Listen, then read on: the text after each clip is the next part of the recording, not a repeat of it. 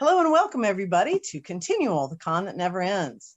This is the panel on story Bibles, and I am your host, Jeanne Adams. And I have a wonderful group of folks here with us today, and I'm so excited to talk about how we do story Bibles and why we do story Bibles and all that. So I'm going to let everybody introduce themselves. Elizabeth, why don't you start? Well, my name is Elizabeth Noble, and I write predominantly gay fiction. Some of it is romance, some of it is in the urban fantasy category, and I have a lot of story Bibles. Excellent. Larry? Hey, I'm Larry Martin. I'm an author and oftentimes co-author with Gail Z. Martin. I write science fiction and portal fantasy, and then with Gail we write urban fantasy, monster hunter, post-apocalyptic adventure, and steampunk. Most excellent. Michael? I'm Michael G. Williams. I write urban fantasy, horror, and science fiction, and I am in the process of creating my first ever story Bible. Yay. Excellent. Marx? Hey, I'm Marx Pyle. I'm a co-host of the podcast Genretainment. I'm also an indie filmmaker. That's where a lot of my story Bibles have come from to date. But I'm also the author of an urban fantasy series coming out just like a couple weeks here on Kindle Vella. And so I had to do a massive story Bible for that. And I'm also an adjunct professor occasionally, and I teach web series. So we also cover story Bibles and pitch packages and stuff too. Excellent. Nancy? I'm Nancy Northcott. I write historical fantasy for Falstaff Books, and with Jeanne, I write the Outcast Station science fiction mystery series. I also write several subgenres of romance, and I was so glad to hear Michael say what he did, because I asked to be on this panel because I felt like I was the poster child for what happens when you don't have a story Bible. Well, that actually leads right into the first question is, why do you do a Bible? What's the point? Why would you even want this? And I'm going to make Larry start that question, because there are so many series that he does and that he and Gail do together. So why do you do it? Yeah, and for context, I actually keep all the story Bibles for everything we both write. We are a writing team. So that means I have a lot of story Bibles. And part of it is main reason I think is for consistency and continuity between stories, so that your characters stay the same in appearance, your places don't change, names. So consistency, continuity. No migration of towns. Michael, so you said you're embarking on your first story Bible. What made you decide you needed a story Bible? My editor told me that I had to, and that is the only reason I'm doing it. Although now I'm actually glad that I'm doing it. But I have written several series that I did not create a specific formal story Bible for, although I had notes sort of like scattered here and there, some of them handwritten, some of them text files in old Unix accounts, you name it. And for the series A Fallen Autumn, for the autumn series, the first book is called A Fallen Autumn. My editor, on working on the second book, said, there's so many things that I feel like I don't know about this world. You need to create a story Bible for it. And my answer was, well, you're not supposed to know everything about this world, but you're my editor and I am supposed to do what you say. So I'm going to give it a shot. And that's why I started. Good reason. When your editor says, hey, you need to do this. Yeah. Elizabeth, what about you? I started story Bibles. I called them storyboards for a long time because I had taken script writing classes and I didn't even realize what I was doing. But I have multiple types of story Bibles. I have one for each book, one for each series, and then I have a shared universe that has now grown from a series that I co-wrote with another author into multiple series. So we had to keep names straight, we had to keep towns straight, and since the shared universe is urban fantasy with vampires and werewolves, we got to know what our vampires can do and what our werewolves can do and what they can't do and what hurts them and what doesn't hurt them. And we use different things in different places in each series. So we had to I can't remember all that stuff. I need something written down. And I actually have multiple ways to make Bibles. That's one of the reasons I started, is because I'm like, as Nancy is fond of saying, cottage cheese brain. I mean, you get to working on something and you come back to it 6 months later and you're like, What color were his eyes again? I'm not that And smart. you don't want to have to search the document for that. Nancy, what about you? Well, your comment leads really well into my situation. Jeannie and I have a story Bible for the Outcast Station series because Jeannie wrote one and sent it to me and said, I filled in your stuff, be sure it's right. And so for a long time, that was my story Bible. And then, as with Michael, when Falstaff Books picked up my historical fantasy trilogy, the very nice Melissa MacArthur sent me an email that said, we're going to need a story Bible. Now, Melissa's very nice, but you want Melissa to like you and feel comfortable working with you. So I thought it might perhaps be in my best interest to write a story Bible. And it turned out to be a good thing because I had written the first book a long time ago before Falstaff picked it up. And I found myself going back to that book for things like, okay, when you use magic this way, does it crackle? Because I wrote that it does. What colors are the magic that they use? My first professional sale was actually what the romance industry calls paranormal romance, which I call magic because it has mages in it. I call it fantasy, but regardless of what you call it, you know, when you write your first book and you sell your first book, you don't know it's going to sell when you're writing it because you don't have a contract. And so I wrote it happily. I had lots of notes on the magic in the world and things, but then my agent sold it. And then, holy cow, I had to write the next one. And I didn't have time, or felt that I didn't have time, to go back and do things like, what color is the magic? What specific powers do they have? When they translocate, what's it like? Luckily, it was enough in proximity and time that I had that in my head. But I now have the rights to those books back, and I'm reissuing the series. And one of the things I'm doing as I go through is writing a story Bible, which, had I done it in the first place, I would not have to be doing now. Well, I left Marx for last because he and Elizabeth seem to have the most experience, and Larry too. But Marx, you've got it across several different platforms. So why write a story Bible for all the different ways that you have used one? Yeah, so I started out in filmmaking first, and I've always been fascinated. I want to do TV, and I started out with a web series. That's kind of the indie equivalent. So yeah, I mean, so I kind of love making story Bibles. They're kind of fun. So yeah, I do too. I love them too. And you kind of need to for a series. I didn't have a writing staff, but if you did have a writing staff, you have to. And I'm sure shared worlds and books, you have to. Everybody be on the same page. You don't have to, but I think it would be confusing not to. So I learned doing it that way, and then I kind of translated that for book series too. So this current urban fantasy series is a big, I have many books planned, and so it's a big, rich world of different kinds of vampires, different kinds of all sorts of stuff. And to keep that, keep track of it all, I had to do a story Bible. So and I think it helps me too. Since nobody else sees the story Bible, it helps me create things that maybe aren't on the page yet, but I kind of know in the background that they exist, so I can hint to them and stuff. I think that helps make the world feel a little more organic, a little more real, definitely for me.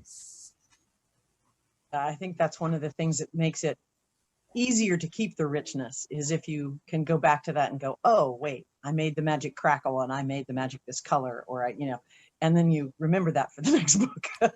Oh yeah, I have big casts too, so it's like I'm sure many of you do it too. I have to go, who is that name of that one character? How do you spell that name again? And I have to go back and look, and I have pictures of my characters, so that helps a lot visually for me too. Yeah, that's cool.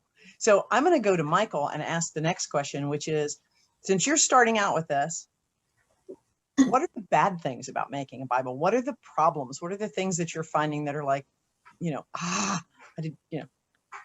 so obviously we want to talk about what some of the good things are about it, and we have a little touched on it a little bit, but what are some of the things that make you crazy about it? Michael, you want to start? Sure. I don't like the idea of being hemmed in with the story. I don't like the idea of answering all the questions that I might need to answer over the course of writing a book in advance of writing that book. Part of the joy of writing for me is being surprised sometimes, letting characters surprise me, letting something crop up.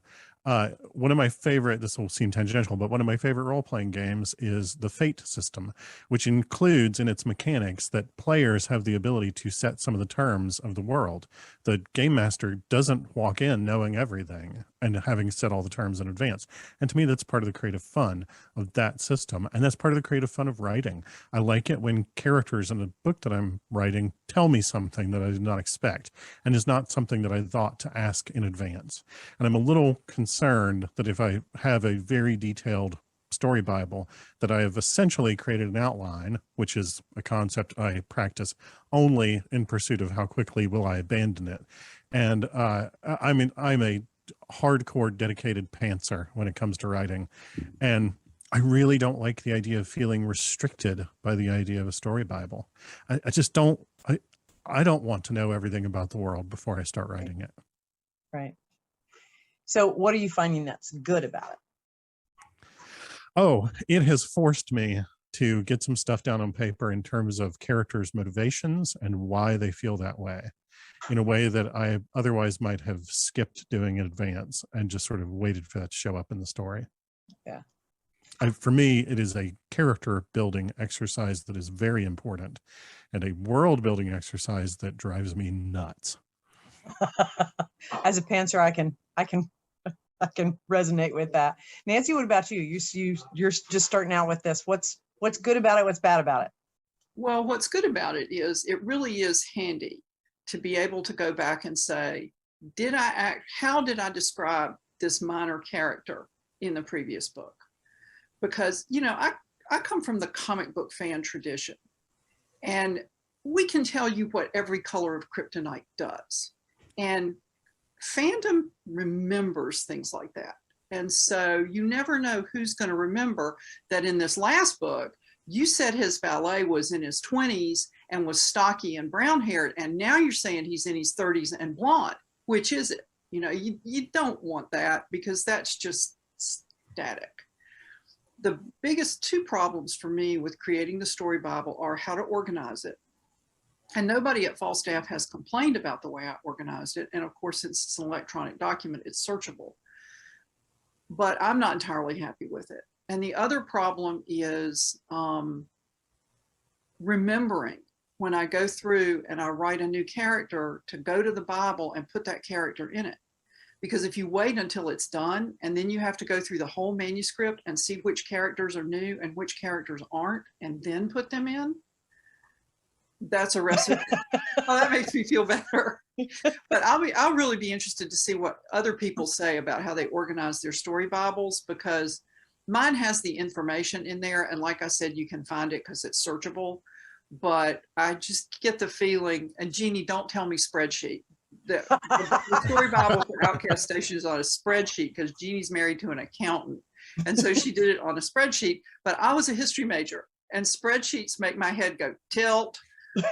But, you know, on the other hand, I didn't have to do most of the work. And so you don't scorn that which you don't have to do most of the work on. But it is very handy to have it. And like I said, as I get ready to reissue those paranormal romance books, I'm starting with the first book on the story Bible. And I hope that by the time I get to the 6th book, it will be comprehensive and maybe I will have figured out other stuff. All right, Larry, let's go to you. What's good and what's bad? Well, and before I say what's good and bad, let me first say, I think there's also a difference in what we all include in story Bibles and what we are considering a story Bible. So let me say, for me and for what we do for our writing, it's more of a glossary or an index of the characters, the places, the names, and because of some of the publishers we work with, ours is also a style guide. And almost all of our books typically include monsters. So that will include not only the monster, what they look like, what they do, but how do you spell it? Is it italicized? Is it capitalized? And how's it treated in the book? So that's more or less what we put in our style guide. I think the challenge is we've never done a style guide in advance, except perhaps for Iron and Blood.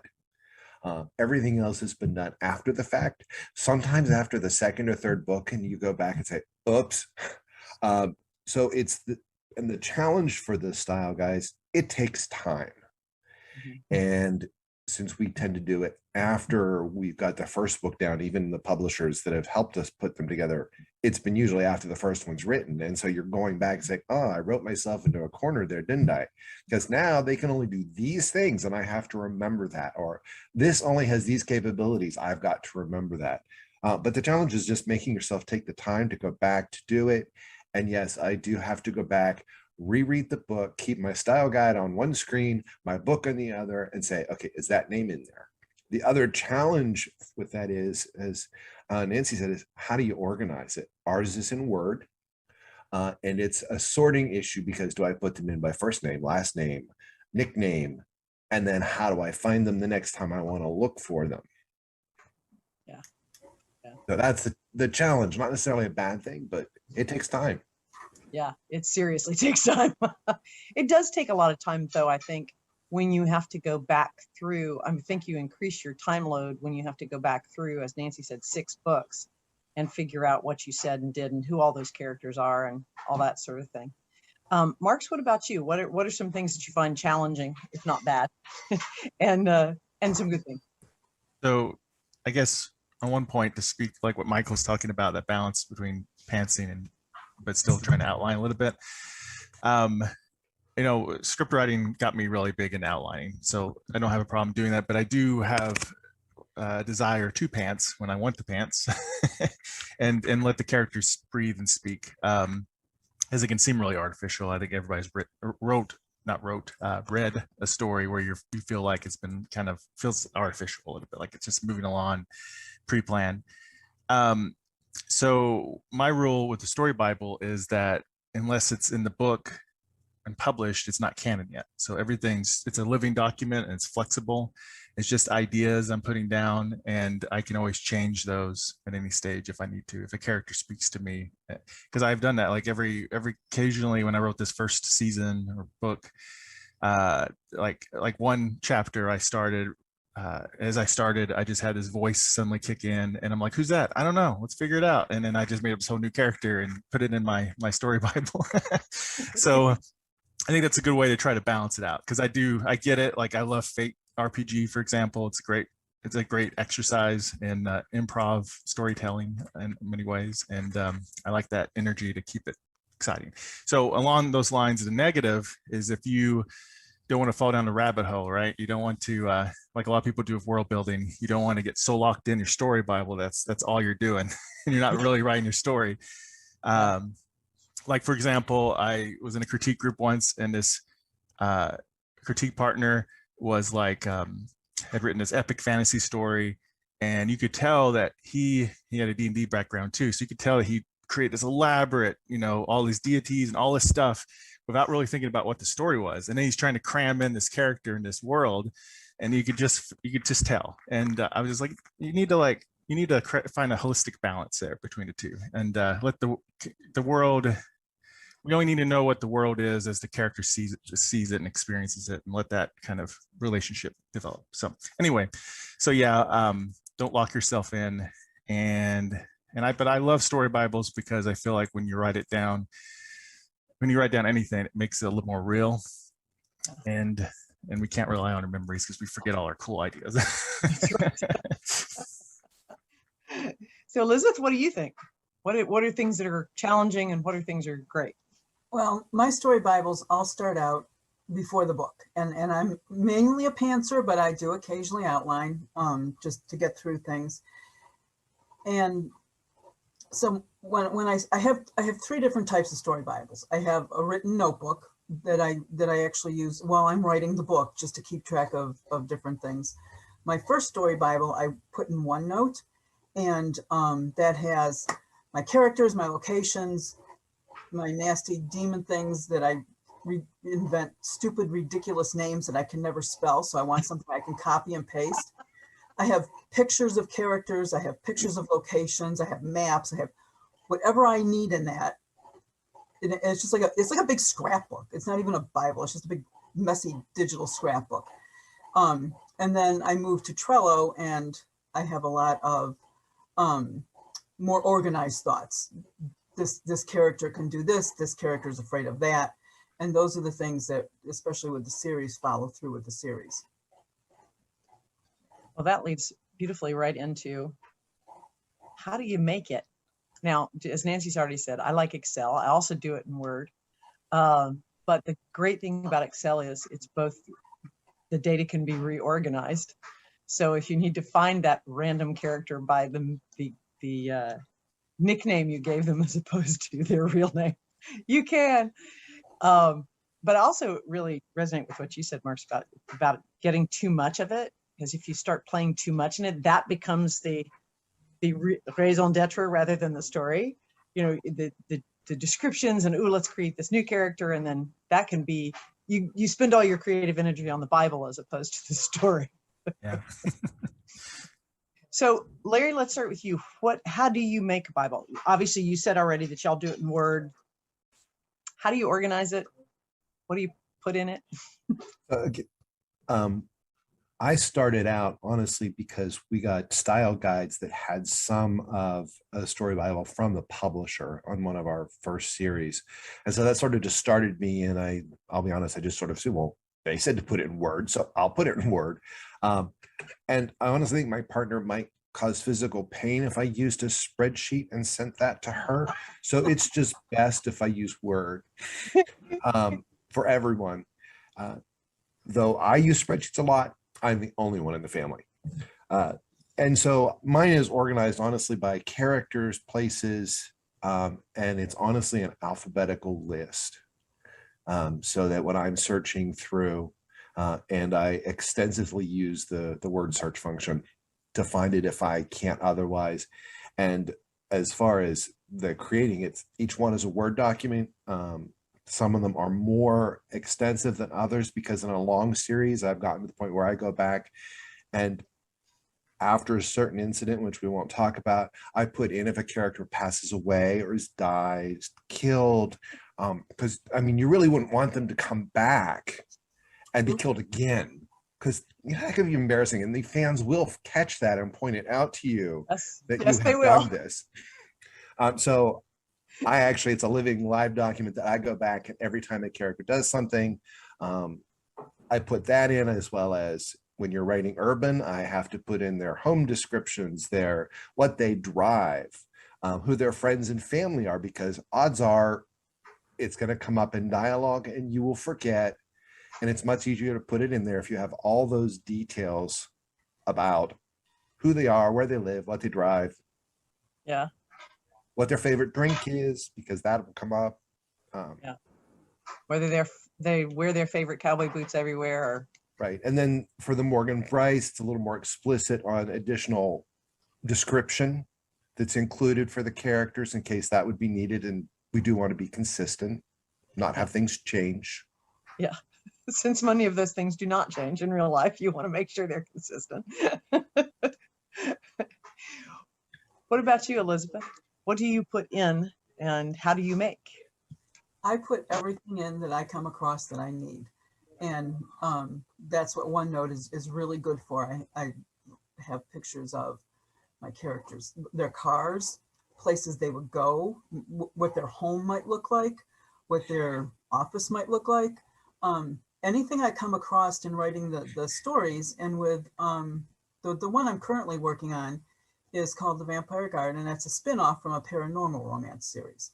So we have, and it's a high-tech spy type story. So I have all these my research notes of things that they've used, that they've come across, that they're tracking down. It's got literally everything about the characters and the stories, and I have them divided. So I have my main storyboard that tells the basic plot, and then I have the sub pages for each character and what they do and how they do it and when they do it and why they do it, and then some of the locations I have separate pages for those as well. But it's all in OneNote, so it's like a virtual notebook that you can divide up into tabs, which is very, very nice. That's cool. Nobody else would understand my organization, but I don't give it to anybody else. So. Well, there you go. Now, when you do the series that you have other writers writing in your world, what do you provide them?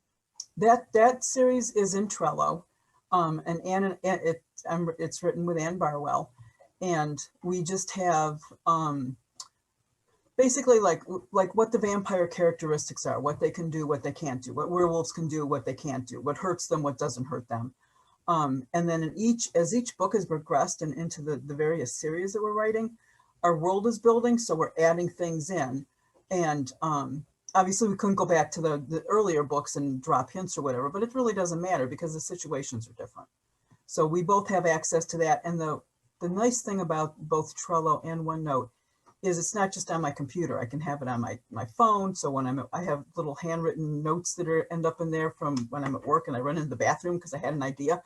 But that's how we use Trello to keep that all separated. And we have little cards that say literally things like vampire powers and pain control over vampires and how long a werewolf lives and things like that. That's cool. I've not tried Trello yet. I'm not sure my brain can take that. Michael, what about you? So, excuse me, the initial creation of the story Bible for the world of A Fallen Autumn was a Word document that was sent to me, but it was just sort of like factoids that had been Jackson Pollocked onto the page, and it didn't I didn't really get much out of creating that. So now I actually prefer the spreadsheet. Well, I have two methods that I like. One of them I'm trying, and one of them I want to try. I like the spreadsheet method because it is structured, and so like I can define the data that I'm looking for and then fill it in, and then I'm done. And in that, what I want is a list of characters, a list of the forces at work, and a list of important places. And for like characters, it'll be things like, what do they ultimately want? What's going to ultimately happen to them? I don't want like really detailed information, maybe a few notes on their appearance, but I even kind of like to keep that a little loosey-goosey sometimes. And because like people's hairstyles change and things like that. And I have characters whose part of their deal is that their physical appearance can change at will. So like, I'm really dedicated to keeping my options open. But the method that I want to try, I always do my first draft in Scrivener. And there is a murder mystery template for Scrivener that was created by a writer named Jeanne Adams. And no part of it do I want to use other than there is a character sheet template in there and a setting sheet template. And those contain a lot of the same kinds of information, but they ask the questions slightly differently. And so I really want to use those on the third Autumn book to be like notes that I have in the background of that first draft in Scrivener. That's cool. I know that I've looked at all sorts of different character sheets, Deb Dixon's goal, motivation, conflict character sheets, and all these different sheets. And most of the time they do what you were saying, Michael, is they ask for too much information, things I don't want to know yet. I want to find out as the story progresses. And so I'm always a little impatient with those. Yeah. So Nancy, what about you? Obviously you're not doing it in Excel. Well, you may be interested to know that while I was updating the story Bible for a series that's set in the same world as the historical fantasies, I did for a moment have the heretical thought of a spreadsheet might make this easier. And then I thought, this is you we're talking about. Just no. I can use a spreadsheet because the story Bible Jeannie created came to me as a spreadsheet. So I don't have to figure it out. All I have to do is plug stuff in on the appropriate page. But my historical fantasy trilogy follows one family in particular through 3 widely separated generations. And so I have a section for that family's properties and when they were in use. Like there's a London house that was in use during the reign of Charles II, which coincidentally has the same address as Crosby Hall, where Richard III lived when he was Duke of Gloucester and was in London. But that neighborhood kind of went downhill in the 18th century. And so they moved to Mayfair, and now they have a Georgian house by the time of the World War II book. So I want to know which properties this family owned and when did they occupy them, because you never know when that's going to become important. I include the blurb, the characters, including the main characters, people in their households, because these are upper class people who have a staff, and Then I have a separate section about the magic and how it works, because that's a constant through all the books. It has to be a constant through all the books. And then I have a section on, I think I said the characters are grouped by book, but in case I didn't, they are. But I also have a section at the very top, but Larry was talking about style guides. Falstaff agreed that I could use the British spelling of glamour, because my characters use invisibility glamours and disguising glamours, and I just like the English spelling. I was appalled to discover that I had spelled gray G-R-A-Y, because I like G-R-E-Y better, but I didn't actually discover this until Falstaff had published the first book. So at that point, it was kind of too late to change it. So everybody who wears gray wears G-R-A-Y. But I also included a lot of British period expressions, because a copy editor might see the phrase odds fish and go, what is that? Well, it's the way 17th century people said God's flesh to swear without saying God's flesh, because they were a lot more religious than we are. The wireless is the radio in England in 1940. So I have expressions like that so that people will know that's not a typo. That's really something that matters in there. And that's basically the gist of it. I do it in Word, obviously, but my main problem with spreadsheets, actually, as long as someone who understands them organizes them, and, you know, let's get real, you can't just say, you over there, could you organize me a spreadsheet for my series here so I can fill it in? Is that you can only write so much in a cell. Right. And I want more words.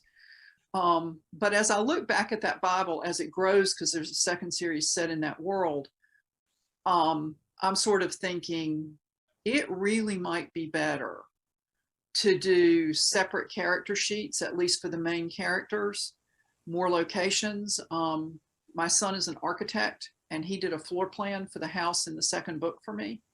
And then he said, Mom, I really don't have time to do this again. And, you know, I do realize he needs to do work that he's actually paid for, you know, during his time that he's not at the office. He wants naturally to do other things. But that's in there because I used it when I wrote the scenes. I told him what I wanted and he adapted it for me. And it's great fun to have it. But I do recognize that he has a life beyond catering to his mother's wishes. So, but I think if you have a floor plan, you should put it in there and use it. Because that way, if you go back to that house, it's going to be the same. And for me, a floor plan is easier to look at than a list of what the rooms are and where they are and that kind of thing. So, and I will say that Jeanne and I worked together on another series called Holiday Romances at Canham Castle. And Jeanne is the queen of diagrams. She won't say it, so I will. But she has done a diagram of the town. She has done a diagram of the castle. And it's a wonder that her head hasn't exploded because there's 7 of us in this project and people keep coming to her and going, so Jeanne, I want to add a shop right over here. Can you just redo that diagram so I can put that shop in there? Joys of whiteout. Yes, tons of whiteout. But, you know, she always does it and our castle is always the same. And we have one person, they're all holiday centered, obviously. And we have one person who writes her story way ahead, because she just likes to get it done, get it out of the way. And the rest of us ride her coattails because she figures out the holiday decorations. She figures out what's going to happen. She gives us a timetable of when her characters arrive. And we're always, oh, this is great. Thanks so much. But, you know, you don't want to have one person write about a Christmas tree in the courtyard that's all decorated in red and green and have another person write about the Christmas tree in the courtyard all being gold and white. I mean, that's insane. And I believe it was actually Gail Martin who created a glass ornament that was an heirloom. And so in every Christmas story, that glass ornament is going to be on the tree. So that's a very long-winded way of saying I mostly do it in Word, but I can see the uses of spreadsheets. Oh, that is an admission. I'm glad I have witnesses.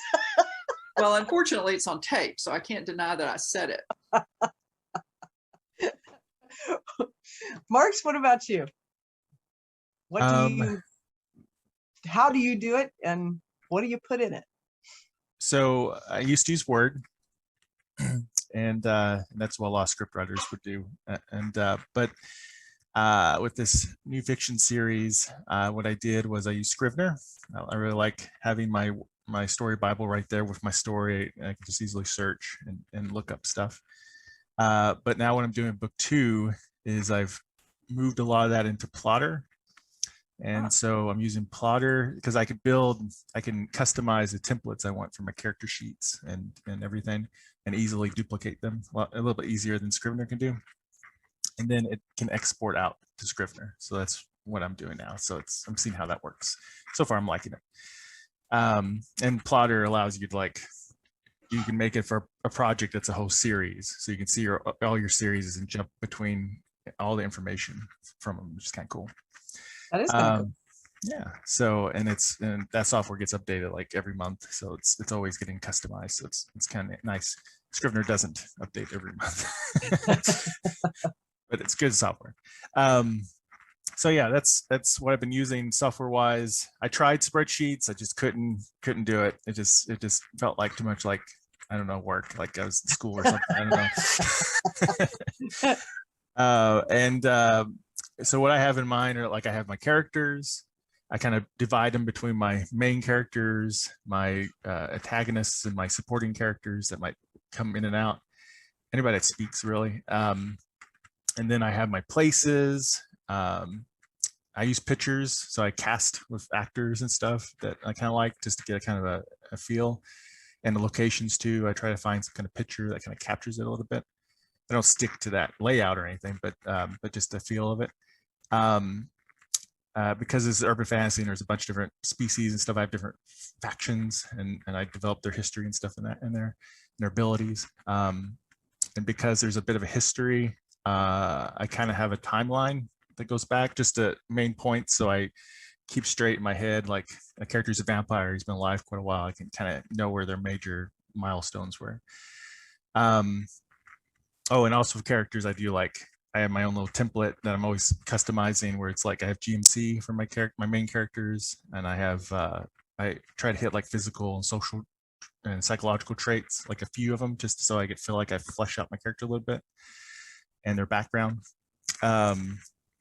And then one thing I do in my story Bible is probably a little different, but I found it really fun and works well with Scrivener, is I have journal entries. So after I write, not every time, but every week or so, somewhere at different points, I'll write like a little journal entry to myself about, like, oh, I did this because this is cool, and I had this idea and whatever stuff. So because when, I'm sure all of you have experienced it, after you're done with your book, you're just like, it was this blur. I don't know. When people ask you, where'd you get this idea from? You're just like, I have no idea. I don't know what happened. Flew in on a Tuesday. So one author suggested it once, and I was like, that's kind of cool. And I make it part of my little weekly ritual, I guess, in writing. It kind of is nice to have in there. So. That's cool, because it gives you some benchmarks too of what you were doing and what you were thinking about, and how you got into the headspace, and that's pretty cool. So tell us a little bit more about Plotter. Who makes the software? Do you know? Oh, I have to something you can probably Google and find. Yeah, it's Plotter. It's Plotter. Yeah, and you without just look, the E. Okay. Yeah, look it up, and exports out into Word or Scrivener. So if you don't like Scrivener and you like the Word, you could use this to kind of get going and export out to Word. And but yeah, I like it because it also has tags and categories you can create, so it makes it searchable really good. And yeah, so I really have enjoyed it quite a bit. So, and I think it's good. New tools. Yeah, like that. Cool. It's only been around, well, I've only had it for like a year or so. I'm not sure how long it's been out, but not too long. Well, that's cool. I downloaded Plotter and installed it literally this morning. Oh yeah. And, cool. And then backed away quickly because it felt like it was an outlining tool, but the fact that it could be used for more than that could be really useful.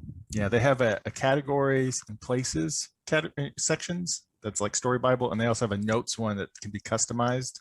So you could just use those if you didn't want to mess with other stuff. And you can use the visual plot outline thing. They call it timeline. You could use that as just as timeline if you wanted to, if you didn't want to use it as a outline, plotting outline. So Yeah. How do you deal with timeline? That's one of the things that I think story Bibles are best for, is keeping you oriented in space and time, especially with a large series. And I know, Michael, you said Fall and Autumn is going to be three books or 4 books? 5. 5 books. So how are you going to keep the timeline as you story Bible? I'm going to abuse my editor's ability to pay attention, is the honest answer. Because she, like Erin Penn at Falstaff has figured out that she needs to, at the end of each chapter, like note where in the timeline this event is. And when I noticed her doing that, I thought, oh, that seems like a really smart idea. And because I have never been that skilled, frankly. But I am going to start noting timeline at the end of each chapter in the first draft, so that I have some idea that it's not totally off the rails. And if it does get totally off the rails, then I can catch it before she has to tell me that it's gone off the rails. Yeah, because that can involve lots of rewriting, and we don't want to do that. Yeah. And it occurs to me, hearing you describe Plotter, that I don't have to look at it as an outline that I build in advance. It can be something where I take notes on what I've just written. And so an outline of what has happened can be formed over time without needing to feel trapped in a timeline that I have created before I've started writing. I think I'm probably going to make good use of that after all. Yeah, there's an author named Michael Laron, and he does the cycling method that I guess I can't remember whose kind of mentor teacher is. It's a big author, but Michael Dean Smith or something like that. Anyway, they do a cycling method, and so they outline as they go. He pantses everything, but then he outlines each chapter as he goes to do that. So it's basically what you're saying. You use Plotter that way. That's interesting. Duly noted. Yeah. Elizabeth, what about you? How do you keep track? I mean, obviously with several series going and writing with someone else, how do you keep track of timeline? I kind of do the same thing that Marx and Michael do, but with one note. So I have my vampire characters live hundreds or thousands of years. So I have this character was involved in this, and I just have a real simple sheet that just goes through, this one does this, this, and this one does this, this, and this, or was there, and there, or whatever. And they all have a separate little tab on my OneNote. Cool. So it's amazing all the tools you can use and how you can use them. Larry, what about you? You guys interweave all your series. So how do you keep track of who's where when? I don't. I'm actually not kidding. For timeline, we don't normally do a lot of tracking. It's definitely not part of our story Bible. In an epic fantasy, when we're doing the big ones, because then you have multiple POVs and 600 pages, those I actually do in a spreadsheet where each chapter has a timeline by POV, how many pages, who has how much space on page, and all that's included. But that's typically only for the epic. For the other stuff, it's a sequential, and I don't really track the timeline. Sorry. You know, Trello is really good for that because it's kind of a combination of a spreadsheet and an outline. And those of you that like spreadsheets really ought to check it out, because I think it's actually just a fancy spreadsheet you can put pictures on. Ah, I might like that. And you're not limited by by how much words you can put in the little, what do you call those things in the spreadsheets? Cell. Yeah, cells. Thank you. Clearly, Yeah, okay. I don't spreadsheet much. Okay, so I may have to look into Trello because I have the same problem. I don't have the same problems Nancy has with Excel, but that is one of the biggest problems with doing it in a spreadsheet, is the cell size. You know, it's just annoying. So, Nancy, what about you? Obviously, you have lots of timeline things to keep track of doing historical, and you also then have historical things going on that you have to keep track of that are real. Right. Well, the Herald of Day, the first book in the trilogy, was the easiest. because aside from the basic history of the Restoration period, the rest of the history was imaginary because I changed history. So it became whatever I wanted it to be, which was really easy. But then the second book takes place during the Napoleonic Wars. And I was trying to coordinate the characters' actions and the magical plot developments with the actual developments in the 100 days between Napoleon's escape from Elba and the Battle of Waterloo. So what I did was put the date at the top of every scene. And so, and I talked to my editor, Lucy Blue, and we left them there until the book was in the final edit. Because I said, if we change things, I have to know when we are, because this is all like a jigsaw puzzle fitting together. And that worked pretty well for me. And I also do a W plot chart physically. And so I had put the magical events and the historical events in different colors. When the heroine, who's a seer, had a vision, that was a third color, and the dates were a fourth color. And then after I did it, I sat back and admired it for a while because it was so much work. But then that kind of got transferred to the drafts of the document. And it was really handy for me to be able to look to I keep it sitting out there when I'm writing, to look over and see, okay, exactly what's the date when this needs to happen and how do I need to do it? For stories that are not involved so much with history, but I need to know time intervals between events, I have one of those whiteboard, bulletin board type things that has a calendar printed on it. And instead of putting in dates, I put day 1, day 2, day 3. If a week goes by with nothing happening, if we're going to fast forward a week, I go from like day 3 to day 11, but there's a square in the middle for days 4 through 10. Right. Nothing happens, basically. And then, so that way, when I and go here we through, paused. Yes, we pause, we take a breath. That way, when I go through, especially when you start moving events around, if you sometimes have to do that when you realize this would work better here and that would work better there, it's really handy to know how many days, when, and over what period of time as a whole the story takes place. So I kind of do it 2 different ways. That's pretty cool. All of these ideas have been so marvelous, and I hope that everybody watching will have gotten a great deal of fun out of this and interesting information out of it. I certainly did. We're going to have to wrap up, so I'm going to ask each of you to just tell us where we can find you on the web. Let's start with you, Elizabeth. I have a website, Emotion in Motion, and it's www.elizabeth-noble.com. Excellent. Larry?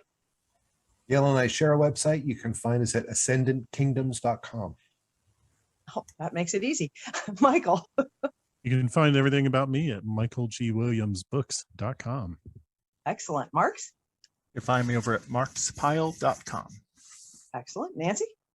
You can find me at nancynorthcott.com and also on Twitter, where I spend more time than is good for me, and where I am at Nancy Northcott. And I'm Jeanne Adams, your host. You can find me at jeanneadams.com and here on ConTinual. Thank you so much, everyone, for being with us. Thank you.